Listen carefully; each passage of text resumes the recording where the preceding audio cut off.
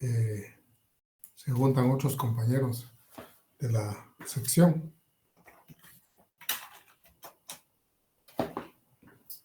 Está bien, licenciado, gracias. Vale, José Luis.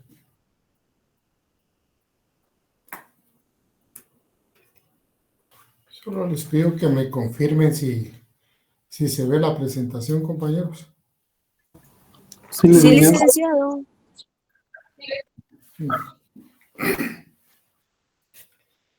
Bueno, entonces el día de hoy vamos a hablar de la previsión social. Ese es un tema que realmente digamos, no es un tema largo. Yo siento que en un par de sesiones lo terminamos, ¿verdad?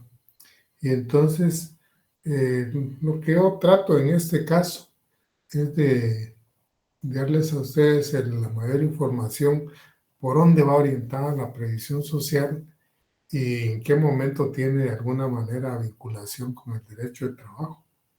Y como les decía en un principio, digamos que recalcar sobre el hecho de que la previsión social no forma parte de las condiciones de trabajo, que sí hay en una parte, digamos, que está insertada en las leyes de trabajo en cuanto a las medidas de seguridad e higiene, porque se ha pedido que el patrón se encargue de tener el control de eso, ¿verdad? Pero en cuanto a las demás, no, ¿verdad? Entonces vamos a ir tratando de aprovechar algunos pensamientos de unos autores de derecho de trabajo. Y en ese caso, por ejemplo, está Krotoshin, que es un ruso que radicó en México. Y él más o menos como una definición dice, la previsión social es el conjunto de iniciativas espontáneas o estatales. Yo entiendo que cuando dice espontáneas se está refiriendo no solo privadas, sino de cualquier proveniencia, iniciativas de cualquier proveniencia, siempre que no sean estatales, porque hace dos categorías nada más, las espontáneas y las estatales, dirigidas a aminorar la inseguridad y el malestar de los económicamente débiles fuera de su trabajo. O sea, no cuestiones relacionadas con su trabajo, sino, digamos, propiamente de su vida ya particular, ¿verdad? Desde el punto de vista, ya pueden ver ustedes que no se está refiriendo a condiciones de trabajo, ¿verdad? Y Cabanillas dice que el concepto de previsión social, de él surgen dos significados, o sea, dos ámbitos, tal vez quiso decir. Dice el primero que por imaginar el porvenir se deben adoptar medidas, digamos que previendo las cosas que puedan venir, se deban adoptar ciertas medidas. Y el segundo, ¿en qué consiste? Que si se van a tomar ciertas medidas, se debe ir de alguna manera tratando de establecer de dónde se van a tener los recursos. Porque en los casos de previsión social, desde ya pensemos nosotros que no son cuestiones que son para atenderlas una vez y ahí terminó. No, la previsión social está dirigida a, digamos, atender el asunto cuando, digamos, las condiciones lo ameritan. Entonces recursos deben haber siempre para poder hacerlo, ¿verdad? Otro autor que yo, digamos, he leído, que es chileno, es Walker Linares, y enfoca su análisis, dice, el conjunto de instituciones tendientes a hacer frente a los riesgos a que están expuestos las clases económicamente débiles. Ustedes se dan cuenta, el enfoque de él está orientado más bien a la segunda parte que habla Cabanillas, o sea, el hecho de establecer ciertos mecanismos, ciertas instituciones para crear fondos ya definidos, porque ahí es donde en un momento dado se habla ya de la previsión social, cuando se crea un fondo ya para un fin determinado, ¿verdad?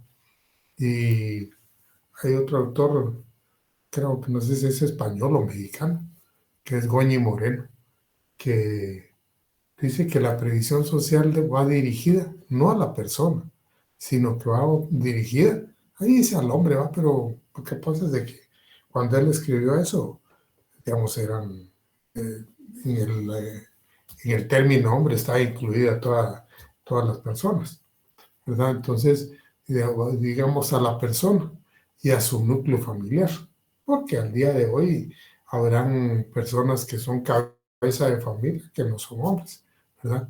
Entonces hablemos de la persona, eh, que posiblemente es el trabajador y su núcleo familiar. Ahora, ¿por qué les digo yo trabajador siempre? Porque la previsión social llega a tener su arraigo en la vinculación laboral, porque es de ahí donde obtiene de alguna manera recursos. No hay otra área donde se pueda establecer un recurso, digamos, de dónde se va a tomar, ¿verdad? Tiene que ser de una remuneración que tenga la persona para que sea una cuestión constante y permanente.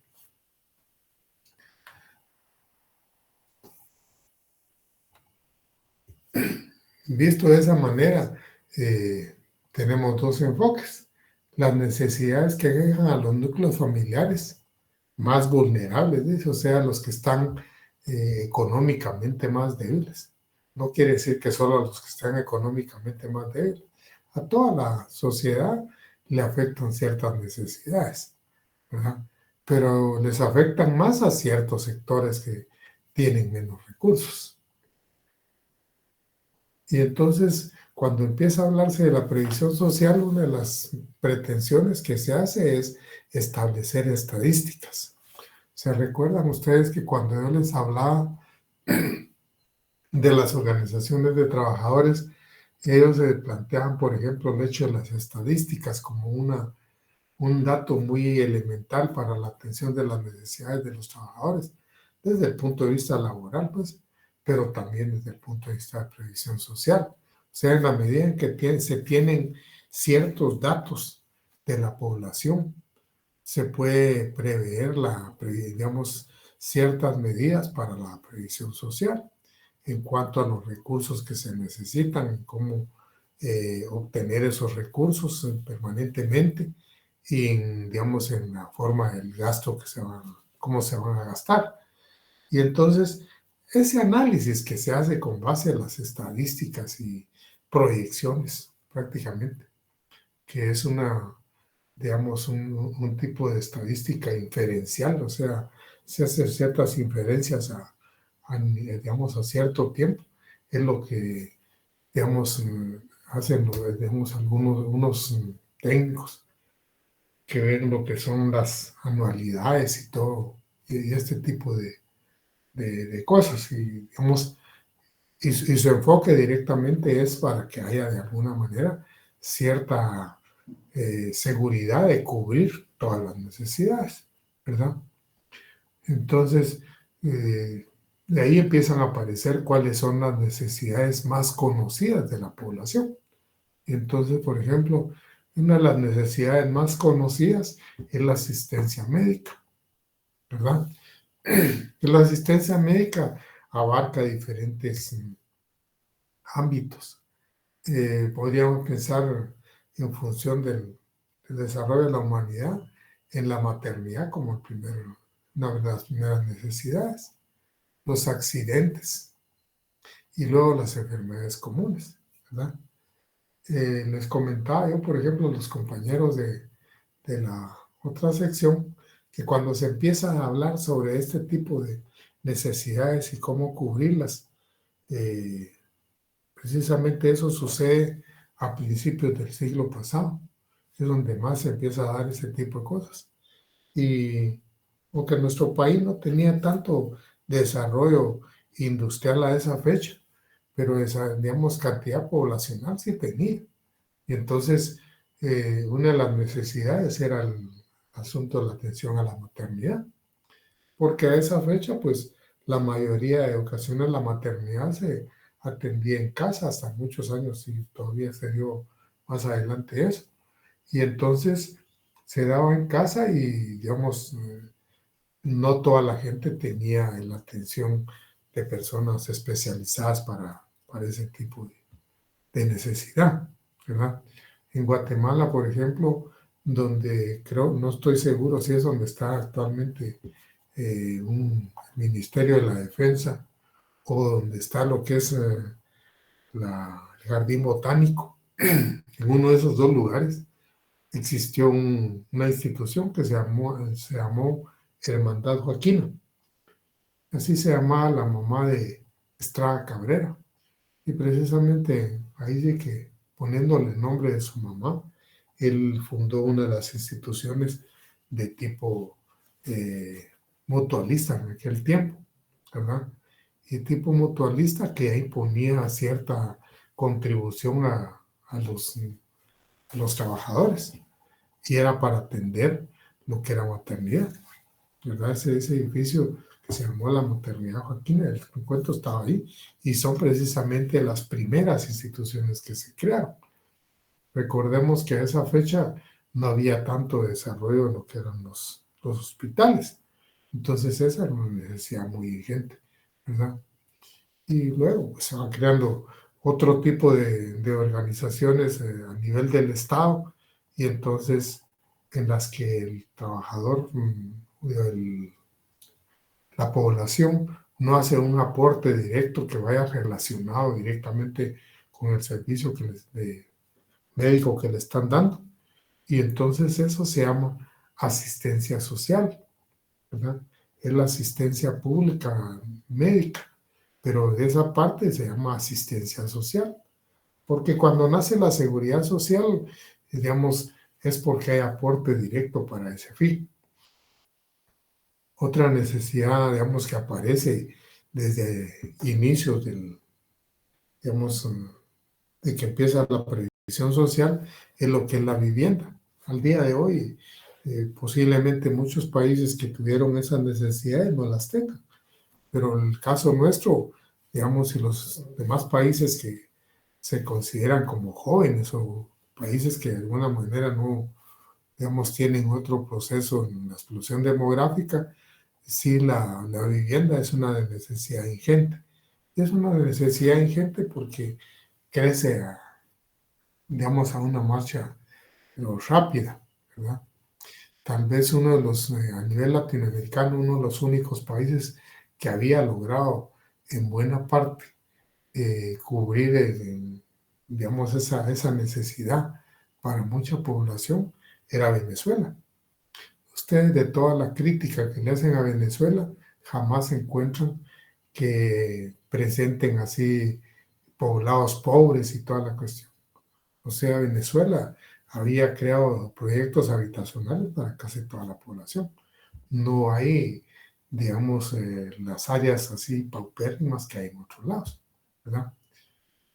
Sin embargo, tuvieron otro tipo de problemas, pero yo les digo cómo en un momento dado el sistema venezolano sí cubrió en buena medida esa necesidad, ¿verdad?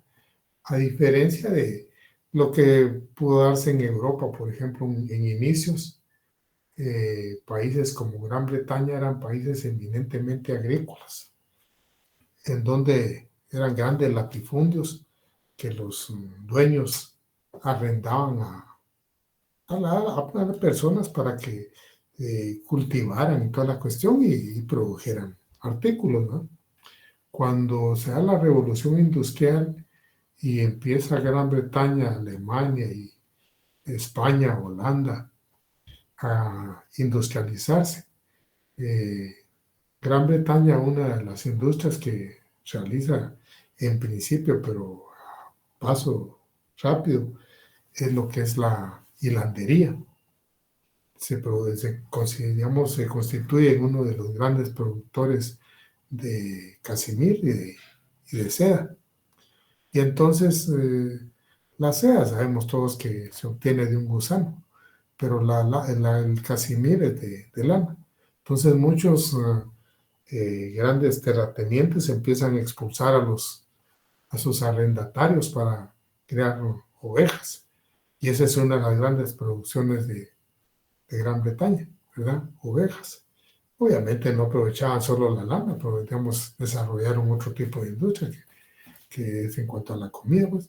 Pero el hecho es de que digamos, la gente expulsada de los grandes latifundios empieza a invadir las ciudades, digamos, de Londres y otras ciudades, y ahí son absorbidos por las fábricas. Tal vez no todos son absorbidos, y aparecen conceptos como lo que es el proletariado, el lumpen del proletariado, que es la gente que está en condiciones más difíciles, ¿verdad? Pero una de las cosas que sí, digamos, afecta a la mayoría del proletariado es la vivienda. Al día de hoy, por ejemplo, a nosotros todavía nos afecta mucho. Guatemala ha hecho varios proyectos y no de ahorita. Les cuento el primer proyecto que se hizo en Guatemala de esa naturaleza fue en 1952. Es la colonia La Betania, precisamente. Despuésito de eso se hizo lo que es unas colonias que están en la zona 5, ¿verdad? Y luego se hicieron otras, pero no se ha llegado a cubrir totalmente la necesidad. Ahí se ha mantenido, ¿no?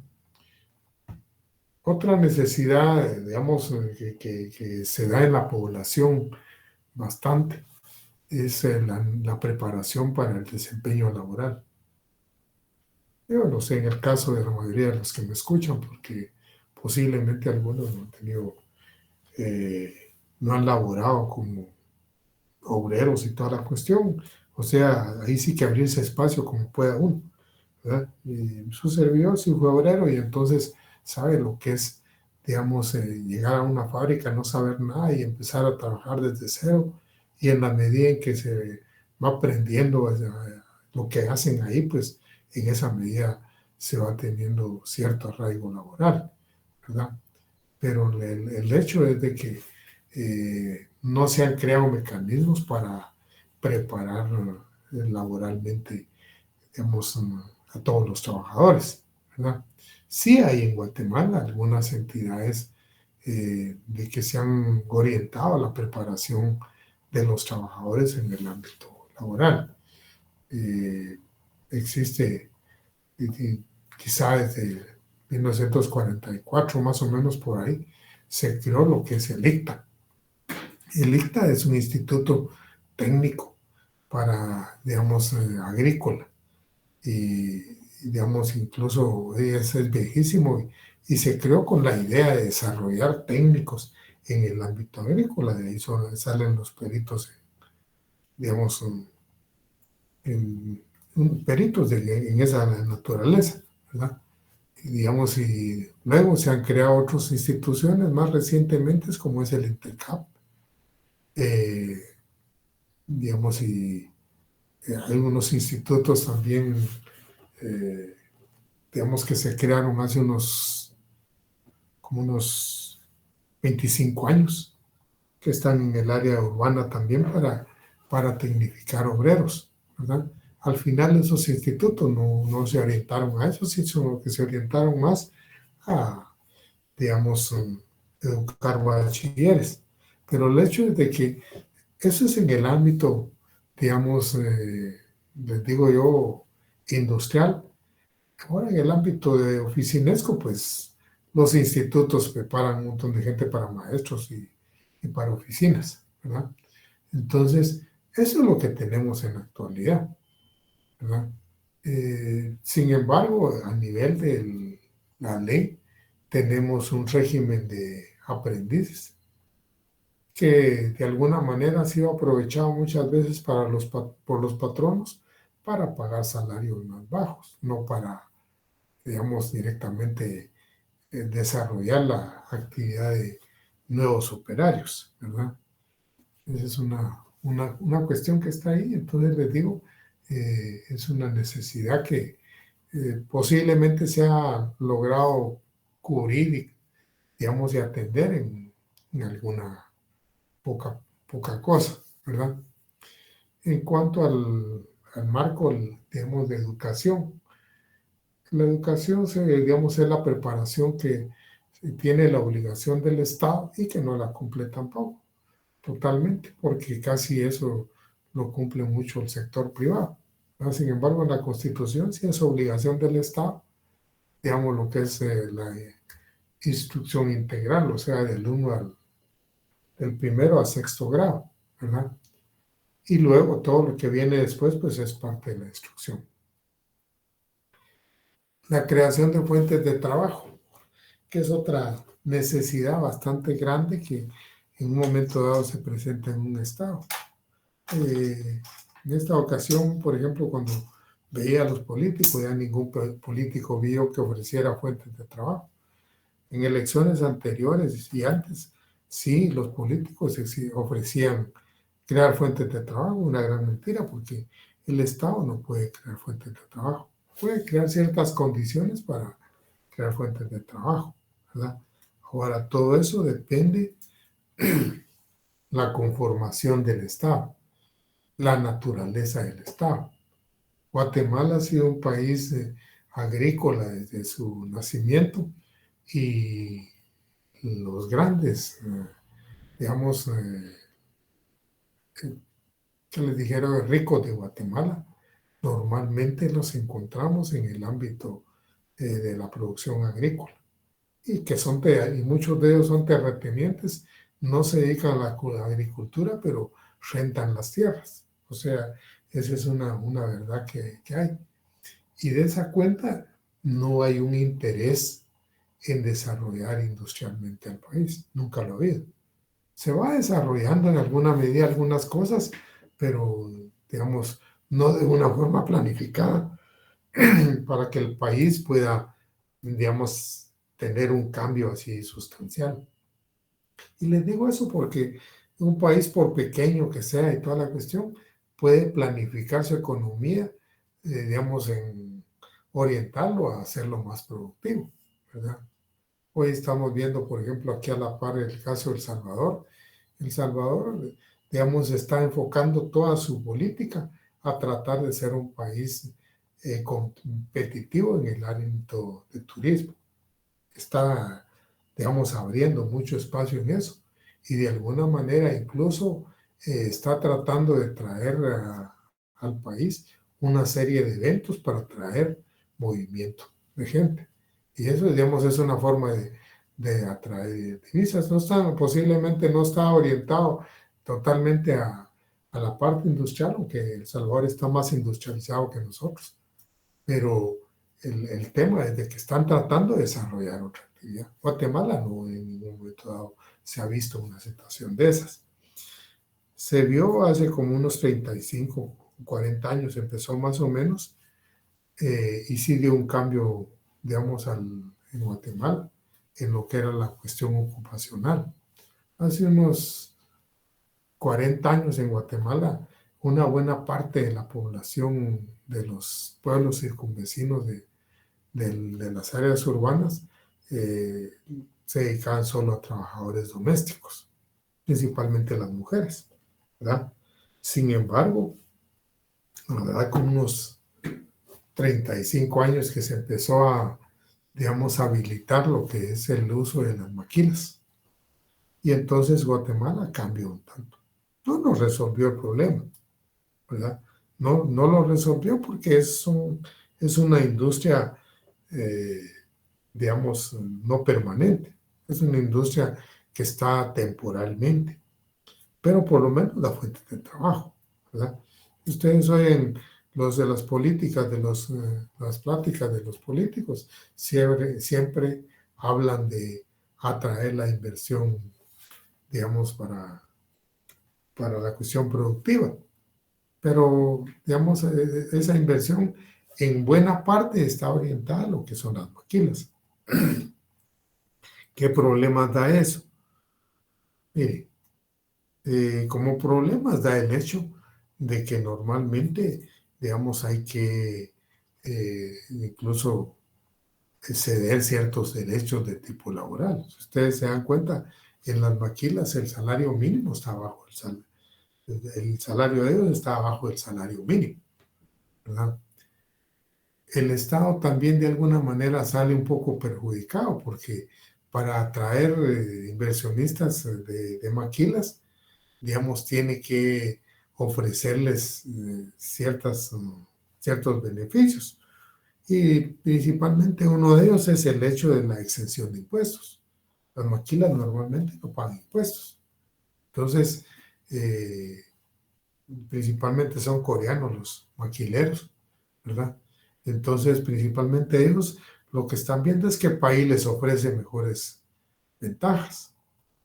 De alguna manera, digamos, hay cierto movimiento, cierta industrialización, aunque no sea una industrialización propia, aunque no sea permanente, aunque no sea fija, digamos, hay de alguna manera un intercambio productivo, ¿verdad? Como les digo, trae un montón de consecuencias negativas. Una de ellas es el hecho de que, yo no sé si en la actualidad todavía se da, pero hace unos años muchos coreanos, digamos, ya les habían vencido los derechos y de la noche a la mañana se iban y dejaban la fábrica desmantelada. Unas cuantas maquinarias dejaban ahí que ya no servían, no pagaban prestaciones laborales, o sea, indemnizaciones, pasivos laborales, nada, y se desaparecían. Y no había forma de arreglar eso, ¿verdad? Entonces mucha gente hablaba de que el Estado debería garantizar ese tipo de cosas. Ahora yo les digo, el Estado no podía en un momento dado ponerles más difícil la cosa a los maquileros, porque si no fácilmente se van a otro país de la vecindad, ¿verdad? Es para que ustedes vean lo que es el tema de crear fuentes de trabajo, ¿verdad? Porque en el ámbito agrícola las cosas ya están determinadas, pues, ¿verdad? Imaginen ustedes qué tan difícil es para mucha gente la actividad de corte de caña. Quienes han visto alguna vez cómo se realiza, es una labor bastante dura, ¿verdad? Sin embargo, imaginen ustedes que yo la vez pasada vi y trabajaba por Mazatenango y me enteré de unas maquinarias que habían quemado los trabajadores. Y las habían quemado porque esa maquinaria venía para hacer el corte de caña. Entonces, ahí tenemos que sopesar muchas veces que la tecnología a veces de alguna manera crea desempleo, ¿verdad? Cuando digamos, el año pasado yo les hablaba sobre este tema a unos estudiantes, no me acuerdo qué sección era, entonces me comentaba un estudiante, digamos, ciertas acciones que a veces hacían los trabajadores para en un momento dado no cerrar fuentes de trabajo. Y yo le decía que eso es una cuestión, una lucha constante. Y una lucha constante porque en Guatemala, por ejemplo, ahora casi todos los parqueos, digamos, grandes, ya no encuentran ustedes cobradores. Hay una máquina cobrando. Entonces se suprimió una plaza, ¿verdad? Y yo les comentaba a los compañeros, por ejemplo, yo antes iba a comer a una de esas comidas rápidas y yo levantaba mi comida y la iba a tirar. Pero un día me dijo alguien que estaba conmigo, me dijo, deja eso ahí, me dijo. El día que todos levanten su comida, nos van a poner trapos ahí para que dejemos limpias las mesas también, ¿no? Déjalo ahí porque eso por lo menos da otra fuente de trabajo. Y aunque no lo crean, desde entonces yo jamás levanté lo que como en una cuestión de comida rápida, ¿verdad?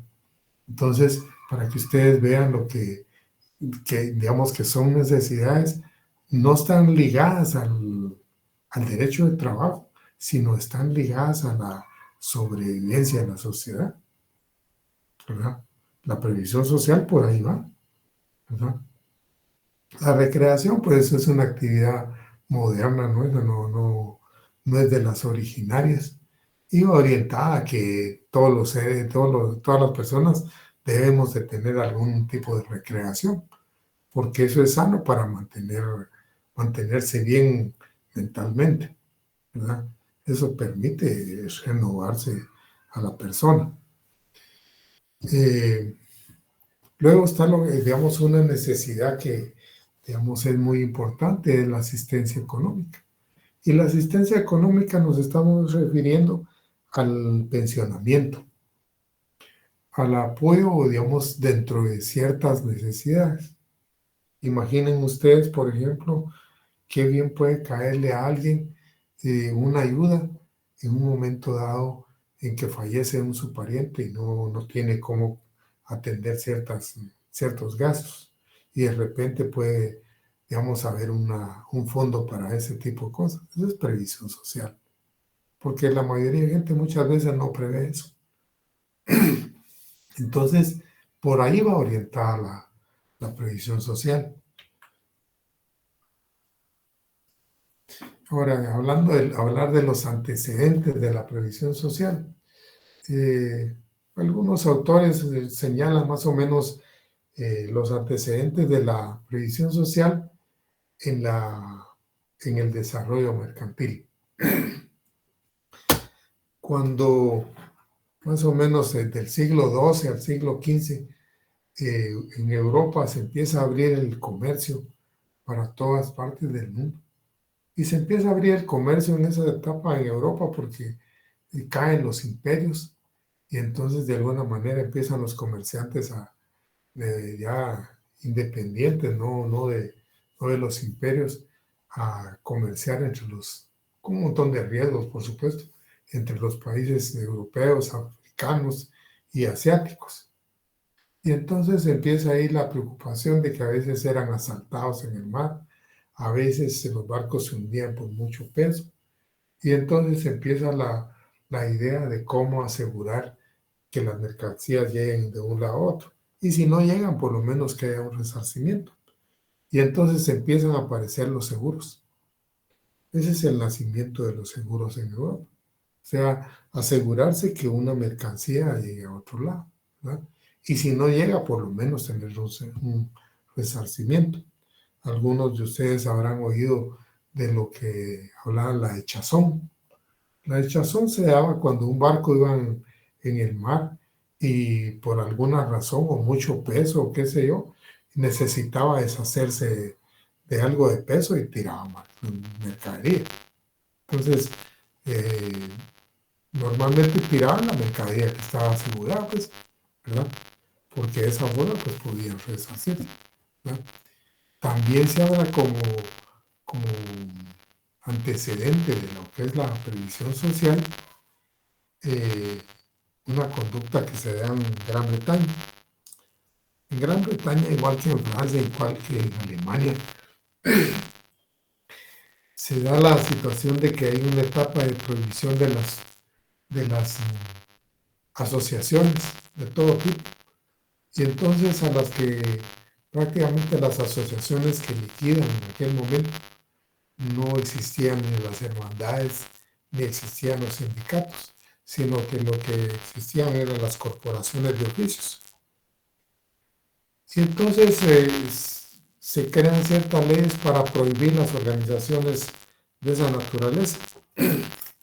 Pero Gran Bretaña tiene una conducta un poquito diferente a la parte continental, y es el hecho que la prohibición dura solo de 1799 a 1824, como unos 25 años. En otros lados duró más de 100 años. Y entonces en él, digamos, cuando se permite la organización de las personas en Gran Bretaña nuevamente, aparecen unas instituciones que les llaman trade unions. Y las trade unions, algunos las identifican como un tipo de sindicato, pero realmente no eran sindicatos. Realmente eran,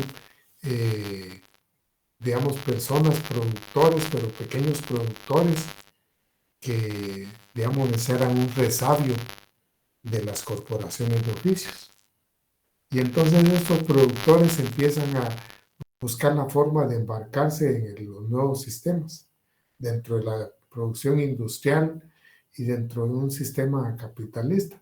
Y una de las cosas, una de las formas que empiezan a buscar para mantenerse como organización en ese espacio es el hecho de tener ciertos fondos para defenderse. Y defenderse principalmente en el aspecto legal, muchas veces, ¿verdad? Defenderse previendo ciertos gastos que se puedan presentar en un momento dado. Y entonces empiezan a crear unas cotizaciones obligatorias para los afiliados. Obviamente, de estas trade unions no podía ser afiliado cualquiera, porque si eran trabajadores y no tenían dinero, no podían ser afiliados. Entonces, por eso se habla que las trade unions eran cierta élite, no eran, como dicen, sindicatos o hermandades, no, eran ciertas élites que tenían de alguna manera dinero para poder hacer un fondo. Y entonces van creando ciertos fondos que con, digamos, una finalidad determinada. O sea, una de ellas es el hecho de defenderse legalmente ante ciertos embates, digamos, con la justicia seguramente, ¿verdad? Con la ley. Y entonces ahí se va creando las trade unions. Las trade unions ya van a ser tan fuertes que son las que en un momento dado crean el Partido Laborista más adelante, ¿verdad? Entonces, les digo, ellos son los primeros que crean la cierta forma de cotización obligatoria para determinadas finalidades que ellos obviamente las ponían, ¿verdad? A nivel de Lick, estados, ¿sí, compañero? disculpe, ¿cómo se escribe eso de las tras de Union? ¿Cómo fue que es que solo Es- escuché que... se escribe así como se lee, trade, de Ujú, T-R-A-D-E, trade, ok, y ajá, union, Union. ajá, nada más, trade. Gracias, Lick. Gracias, Lick. Pues el tema es de que en las etapas iniciales de que no se ha definido si hay cotización de las personas que reciben ciertos beneficios o no, y eso no se ha generalizado. En algunos países europeos empiezan los estados a tomar el control, por ejemplo, de ciertos asuntos como los hospitales, pero no de una forma masiva, pues, pero sí empiezan a tomar el control de esos hospitales. Y entonces se habla de que la atención médica puede ser por una atención social, que es la que da el país, donde no hay remuneración directa de la persona. Y están los seguros sociales que van respondiendo a ciertas políticas que se van estableciendo a nivel de los estados. O sea, establecer cuotas para poder tener la cobertura de un servicio, ¿verdad? Entonces, se habla de la asistencia social y la asistencia del seguro social. Al día de hoy en Guatemala todavía tenemos esa división. Ustedes miran el Ministerio de Salud, el Ministerio de Salud y Asistencia Social. O sea, es lo que el Estado tiene, digamos, sin tener una retribución de la persona que hace uso. Entonces, por el otro lado está lo que es el Seguro Social, que es una cosa que uno viene pagando desde que se afilie, ¿verdad? El seguro social aparece propiamente con el avance del intervencionismo estatal. El intervencionismo estatal es muy importante porque se empiezan a pretender crear ciertas instituciones para proteger a las partes más débiles de la sociedad. A ver.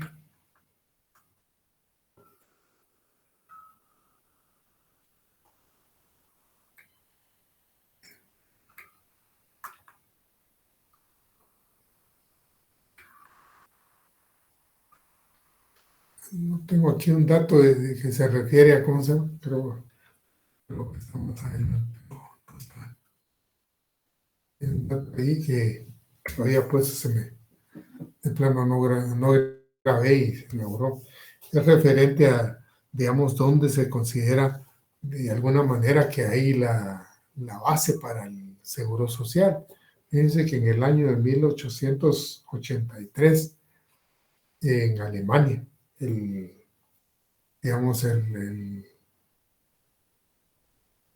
¿cómo se llama? El Kaiser eh, von Bismarck, creo que es el Otto von Bismarck, se llamaba, crea una ley, y crea una ley por medio de la cual, digamos, impone a todos los trabajadores digamos, que tienen que cotizar para crear cajas de ahorro, ¿verdad?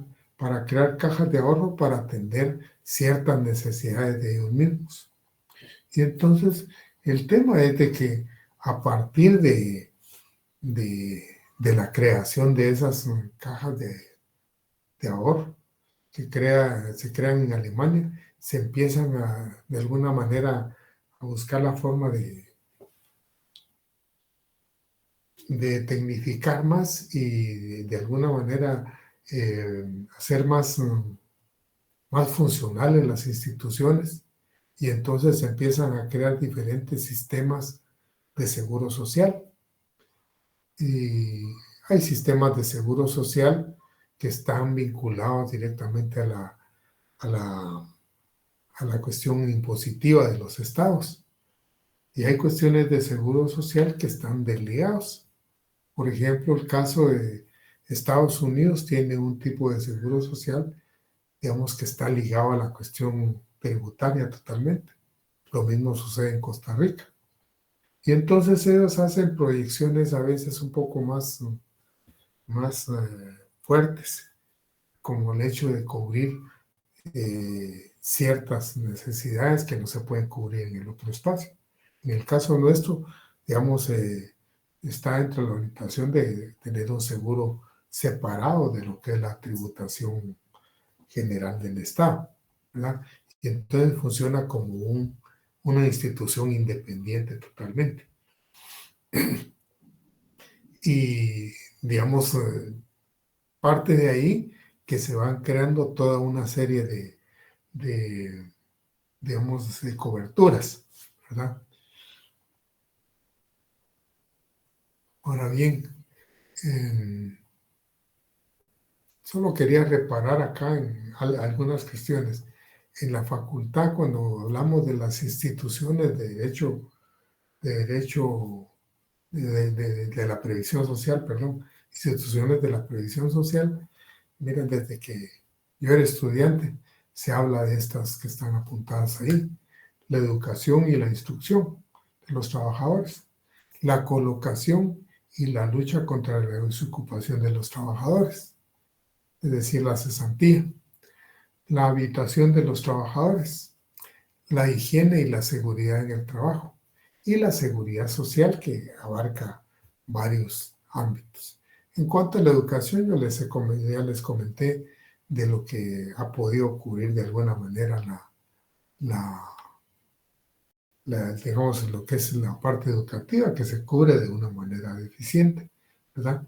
Y la instrucción pues ha tenido algún desarrollo, pero desafortunadamente por la misma situación, la misma naturaleza que es eminentemente agrícola en nuestro país, no tecnificado, sino de alguna manera mantiene su forma tradicional, pues no ha habido una asimilación de toda la mano de obra, porque eso pues lo podemos ver con la inmigración que constantemente tenemos, ¿verdad?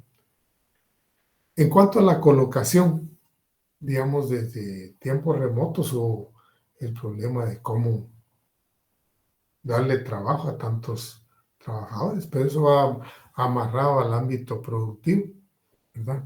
Sin embargo, en Guatemala conocemos algunas formas de colocación. Una de ellas es la que hacen los patronos directamente, dando a conocer las plazas que tienen, eh, digamos, para ofrecer a trabajadores. Y ahí, digamos, hay oportunidad a veces de poder emplearse, ¿verdad? También está la colocación a través de instituciones del Estado. Precisamente en Guatemala existe una Oficina Nacional del Empleo adscrita al Ministerio de Trabajo, que esa es su función. Como les digo, es una función difícil porque el Estado no crea empleos, ¿verdad? Entonces, a lo que llega es tratar de mantener una comunicación bastante directa con empleadores para poder ser el conducto digamos, de que tengan trabajo, digamos, algunas personas, ¿verdad? Por esa misma línea se han orientado como un apoyo a sus vecinos algunas municipalidades. La municipalidad nuestra de repente hace las ferias del empleo, digamos, y haciendo la misma labor que hace el ministerio. Posiblemente puede ser que estén en contacto con otros que no tienen ministerio, ¿verdad? Podríamos hablar de una tercera forma de colocación, la que se da a través de ciertas empresas que se dedican a, digamos, reclutar trabajadores para vincularlos en algunas empresas. Ese sistema ha sido de alguna manera aceptado digamos, y muy motivado por la OIT, siempre y cuando no haya, digamos, un lucro de la cesantía del trabajador. O sea, que el trabajador no está en la obligación de pagarle a la empresa que lo está colocando, ¿verdad? La OIT considera, digamos, siempre ha calificado eso como una situación irregular, ¿verdad? No hay ninguna ley que la pene, pero sí hay la crítica de que eso no debe ser. Que, digamos, los patronos pueden pagarle a esas empresas de colocación, pero el trabajador no, porque, digamos, no se puede lucrar con la cesantía del trabajador.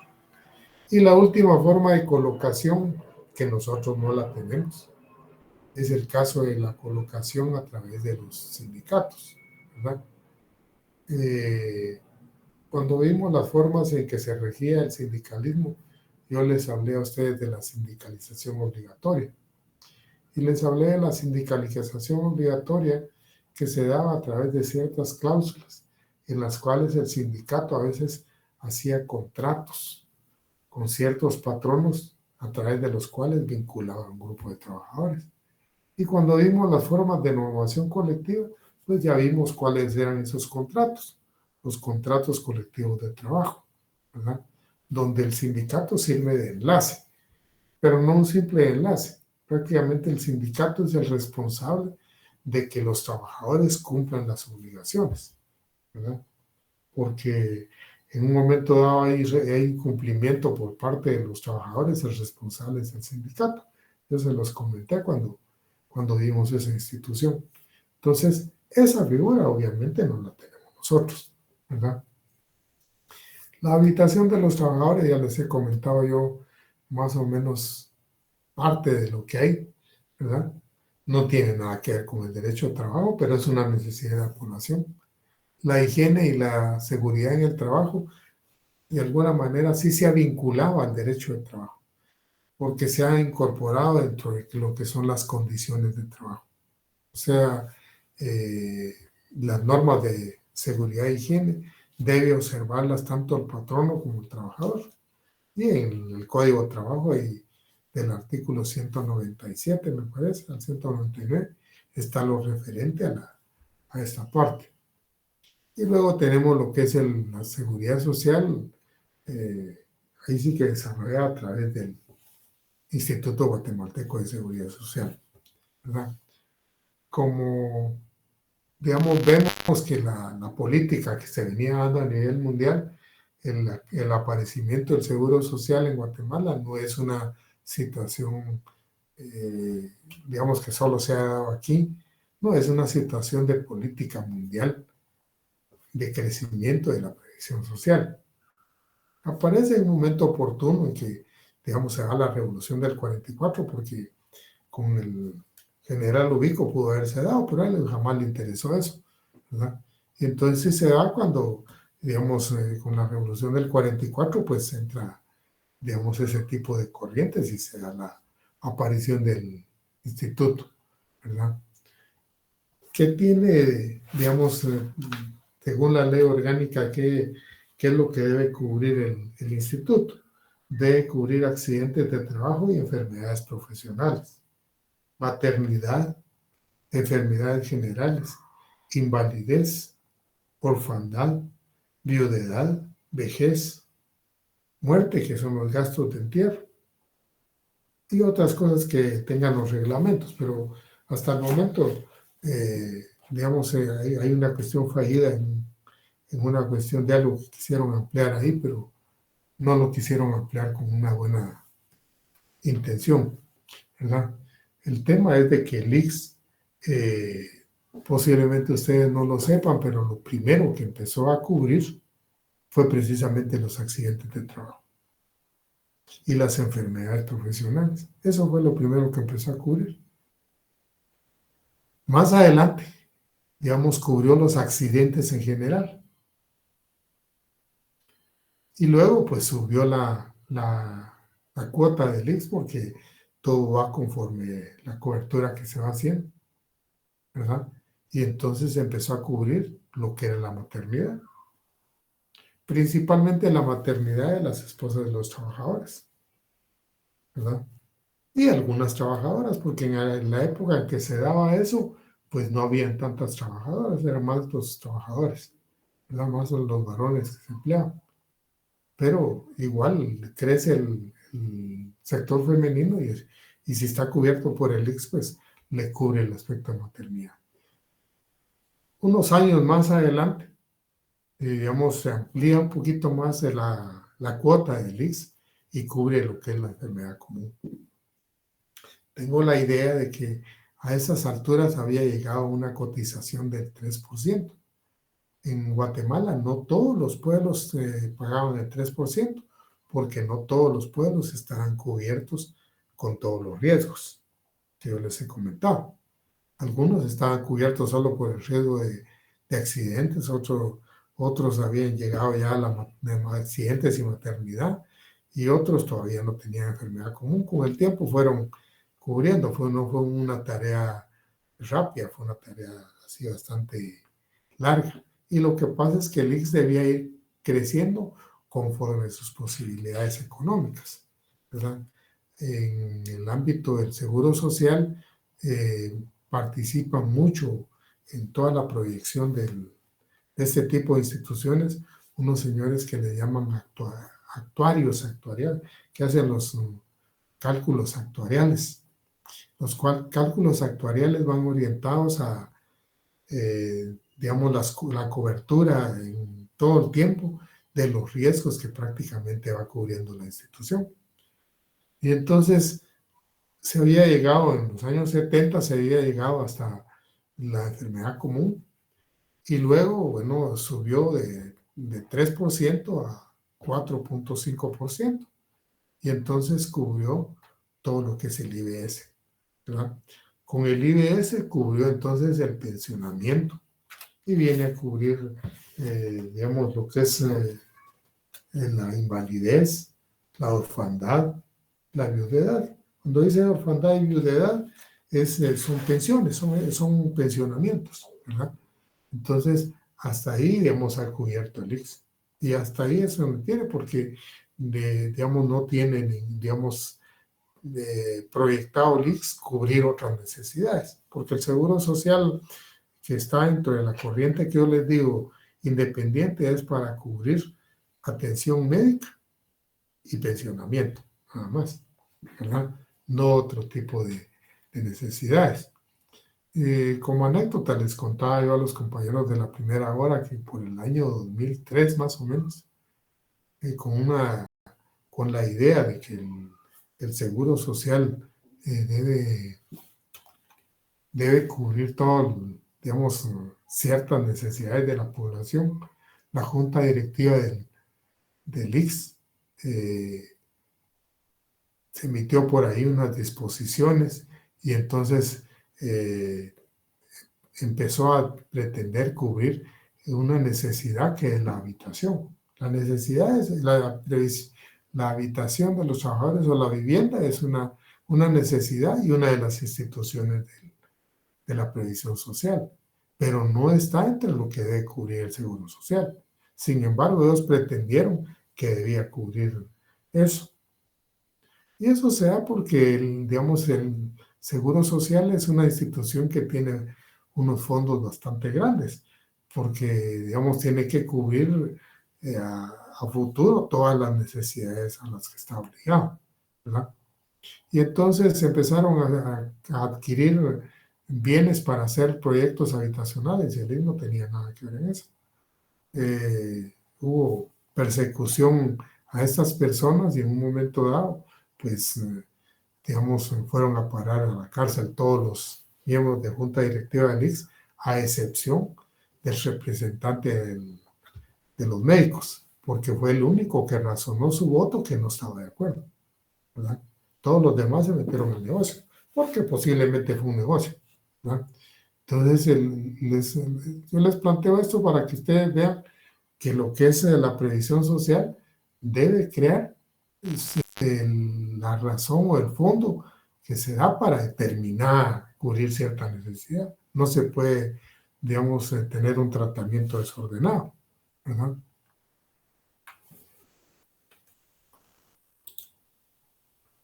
Bueno.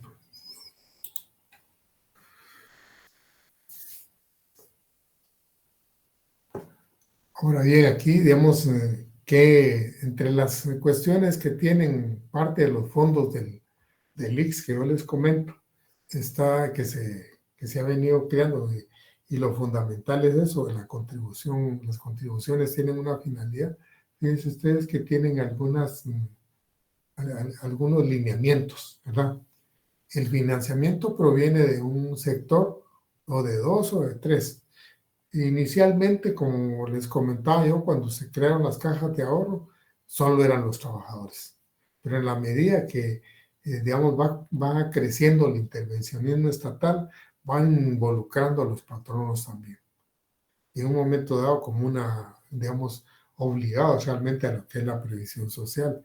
Y entonces se les va involucrando, ¿verdad? Y se involucra también al Estado. En algunos lugares el Estado no es parte de la previsión social. En Guatemala lo es, pero hasta el momento yo sé que le adeuda mucho dinero al Seguro Social porque no le aporta el dinero que debe aportarle, ¿verdad? Pero sí en Guatemala, de los que aportan al Seguro Social es los patronos, el Estado y los trabajadores, ¿verdad? Y como les digo, originalmente solo los trabajadores aportaban. Cuando se hace un campo de afiliación, no es una cuestión optativa. La afiliación es obligatoria. O sea, todos tienen que, digamos que están dentro de cierto parámetro, tienen que estar afiliados. Las cotizaciones son administradas conforme a determinadas políticas para que se cumpla el fin creado. Y ahí es donde yo les decía de que a veces puede dar lugar a manejos un poco irregulares, así como es el que sucedió en el 2003, que más o menos dio una pérdida al ICS como de 300 o 350 millones de quetzales. Y entonces el tema es de que, porque es mucho dinero el que el Seguro Social tiene, y no lo puede invertir ni en bienes ni en ciertas cuestiones que no son realizables. No realizable es aquello que no se puede disponer así de una manera inmediata, ¿verdad? Los activos fijos, por ejemplo, son generalmente lo no realizable de manera inmediata, ¿verdad? Entonces, casi todas, digamos, las instituciones de seguro social de todo el mundo, lo que hacen es que sus dineros los depositan en los bancos, en cuentas que les producen el mayor interés posible para poder incrementar de una manera, digamos, su caudal, ¿verdad? No tiene la posibilidad, como les digo, de invertirlo de otra manera, para poder disponer del dinero en el momento que lo tome. Los fondos que se utilicen para los fines determinados deben invertirse en cuentas de ahorro, lo que yo les comentaba. Generalmente son cuentas de certificado de depósito, les llaman a eso, o sea, ahorros a plazo fijo, ¿verdad? Para tener derecho a los beneficios deben cumplirse los requisitos. Si alguien no cumple los requisitos al dedillo, el ICS no le, digamos, cualquier unidad de seguro social no le responde, ¿verdad? No son bienes tampoco acumulables para ser devueltos, porque, digamos, los bienes del ICS son precisamente para un fin. Y si uno en un momento dado no está dentro de ese fin, por alguna eventualidad de la vida, pues no lo usó, pero otro lo va a usar. Imaginen ustedes a alguien que a los 65 años podía jubilarse y aportó hasta los 64, en eso se murió, no tiene chance de tener una pensión, ¿no? Pero si hubiera vivido los años que hubiera sido, pues hubiera tenido la cobertura. Entonces esa situación hace un poquito diferente al manejo de los fondos de los seguros sociales, del manejo de los fondos a nivel bancario. Por ejemplo, en el nivel bancario, cuando se hacen aquellos fondos de retiro, digamos, ellos están previendo de una vez lo que uno va a depositar y cuánto le pueden pagar, ganando ellos todavía, ¿verdad? En el caso del seguro social, en las cosas de seguro social, el, digamos, seguro no está obligado a devolverle a alguien lo que aportaba, porque lo aportó para un fin y si ya no lo usó, eso ya no es problema de la institución, ¿verdad? El monto de la aportación y las prestaciones que le da el IX, el Seguro Social, aquí en cualquier lugar, tienen relación. O sea, no le va a dar más a alguien si en un momento dado su aportación fue mínima, le va a dar una cantidad mínima. Y las aportaciones, como refería al principio, tienen fines distintos. Yo les contaba cuando el IX empezaba a cobrar, por ejemplo, el 1%, después el 2%, luego el 3%, y luego subió al 4.5%. ¿Cuánto le cobren porcentajes al patrón? No sé, ¿verdad? Pero como trabajador dice que eso es lo que cobra a nivel de trabajadores. Entonces, con eso tienen ustedes una idea de que si bien el seguro social, por ejemplo, tiene la pretensión de cubrir necesidades de la población, no puede extenderse a cubrir todas. Y aquí les quiero hacer un comentario. Hace unos años se creó la maestría ahí en la Facultad de Derecho de Trabajo y ¿cómo se llama? Y Seguridad Social. Y posteriormente se creó un doctorado de Derecho de Trabajo y también Seguridad Social. Y se creó bajo la idea de que la seguridad social debe cubrir todas las necesidades de la población. Pero eso no es una cuestión real, no es una cuestión práctica, no es una cuestión aplicable al caso de Guatemala, ¿verdad? Y no es aplicable al caso de Guatemala porque, por ejemplo, hay necesidades que aunque no se puedan solventar de otra manera, no se pueden cubrir. Si ustedes se recuerdan cuando empezó la pandemia, por ejemplo, Yamatei hizo su comentario de que el IX debía cubrir la cesantía de mucha gente que se iba a quedar sin trabajo. Eso no podía ser, porque entre las proyecciones que tiene el IX no tiene eso. El seguro social que tienen en Estados Unidos sí tiene eso. Entonces, no sé cuánto tiempo, pero digamos, cuando alguien se queda sin trabajo, el seguro social empieza a pasar una cantidad de dinero, ¿no? Entonces les digo, tiene un límite, ¿verdad? Y regresando a lo de la facultad, bueno, el hecho es de que los planes de estudio inicialmente en la facultad siempre se han enfocado de derecho de trabajo y previsión social, porque se tiene la idea o se tuvo la idea de que la previsión social son todos los mecanismos que pueda crear uno para buscar la manera de resolver las carencias de la población más necesitada, ¿verdad? Y entre esas está la creación de un seguro social que va a atender el asunto médico y el pensionamiento. En tanto que en la otra corriente, mediante la cual crearon esa maestría y el doctorado, que proviene de Argentina y parece que también de Cuba, tienen la idea que el Estado está obligado a cubrir todas las necesidades de la población. Y la previsión social es uno de los mecanismos para hacerlo, ¿verdad? Pero les planteo esto para que vean eso y porque más adelante ustedes van a ver esos títulos que yo les estoy refiriendo, de la maestría y el doctorado, ¿verdad? Pero el tema está en que en Guatemala el enfoque siempre ha sido que el género es la previsión social y que la seguridad social es una especie, ¿verdad? Porque, digamos, la previsión social es sobre todas las necesidades y todas las situaciones que pueda tener la población. Entonces, de esa cuenta nosotros tenemos un Ministerio de Trabajo y Previsión Social. Tenemos un juzgado que es Trabajo y Previsión Social, ¿verdad? Entonces yo les digo, como que el enfoque se basa sencillamente en la forma en que se ha tenido siempre, que la previsión social es el aspecto genérico y toda la forma en que se puede atender y de toda la forma en que se puedan buscar esas necesidades es parte de lo que es la previsión social.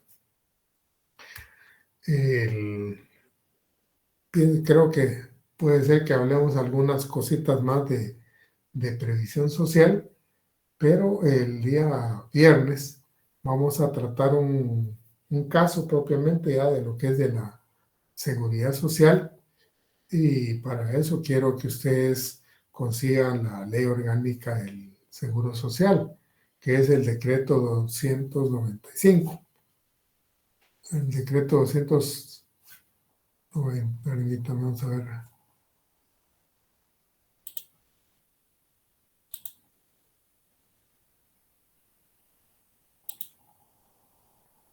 Te lo tengo.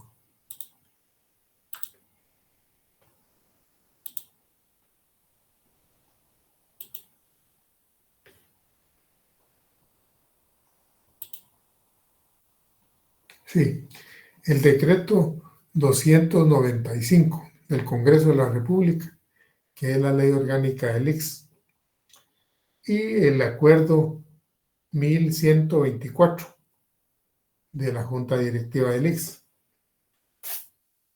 Esto es para que analicemos algunas cuestiones en cuanto a no tanto en cuanto al asunto de la atención médica, sino el pensionamiento, que puede de alguna manera dar ciertas diferencias o ciertos procedimientos que deben conocer ustedes en cuanto al reclamo, que de eso se hace ante el ICS, ¿verdad?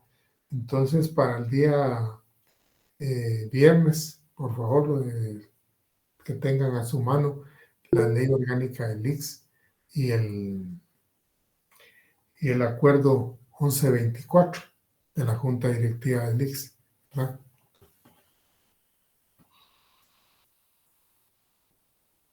Les quiero comentar de que posiblemente, digamos, una hora después, porque de que estamos acá, les voy a hacer públicas sus notas para que ustedes puedan revisarlas.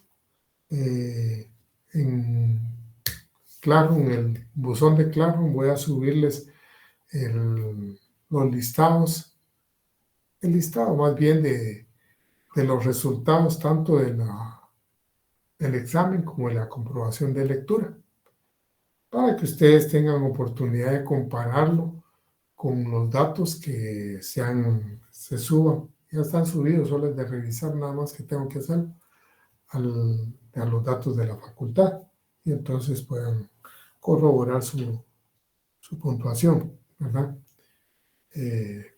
No sé si hay algo más que tuvieran duda, compañeros.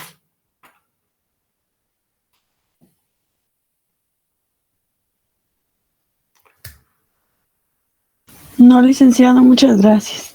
Bueno, entonces ahí sí que espero que consigan tanto el acuerdo como el decreto que les estaba comentando, porque ahí sí es necesario que veamos algunas cositas del ex que deben conocer, ¿verdad? Cada vez el pensionamiento es una cuestión que cada vez hay más personas, no solo necesitadas, sino que tienen derecho al pensionamiento porque se han cumplido los requisitos que deben cumplirse. Entonces, ustedes van a ver cómo, digamos, manejamos eso. Si no hubiese si hay alguna pregunta, pues. Licenciado, disculpe, Sí, compañero. y de la retrasada de laboral uno me subió nota. De laboral, Uno de la retrasada. mire, yo eso lo publiqué a usted. Yo digamos, subí esas notas y ya las publiqué. Es que no las encuentro, pero voy a estar bien. Gracias. Pues, mire, el tema Puede ser que alguien no esté ahí en el listado, pero en el listado están propiamente los que, digamos, se apuntaron en la sección mía, ¿verdad? Y entonces ahí tienen su Pero el resultado. Classroom no la seguí. No, no está en Classroom, eso directamente es la cosa más, el dato de la facultad, la cartelera de la facultad. Ah, ok, gracias. Va, compañero.